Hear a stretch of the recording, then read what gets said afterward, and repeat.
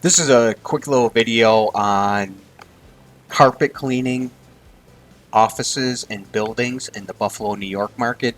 And the topic we're going to cover today is when your office carpet turns yellow or brown.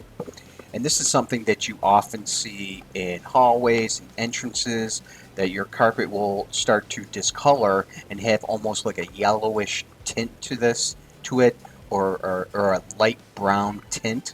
And this happens often with olefin carpet fibers, and olefin is very popular in commercial office buildings.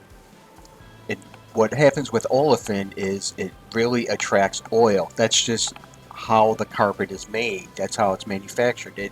That's one of the pros and cons of different carpet fibers that you install in your building. And the one of the cons with olefin is it really likes oil and attracts oil and oil-based products.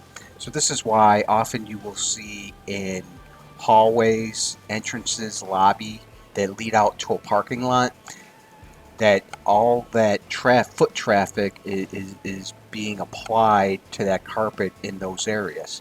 So the question becomes, well, what's the solution? How do we deal with this?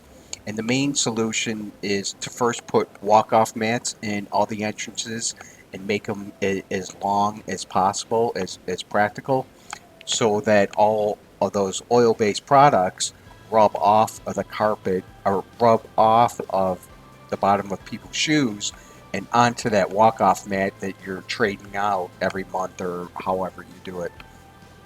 The second solution is to have these areas cleaned frequently. So that doesn't mean that you need to clean the whole building on the same.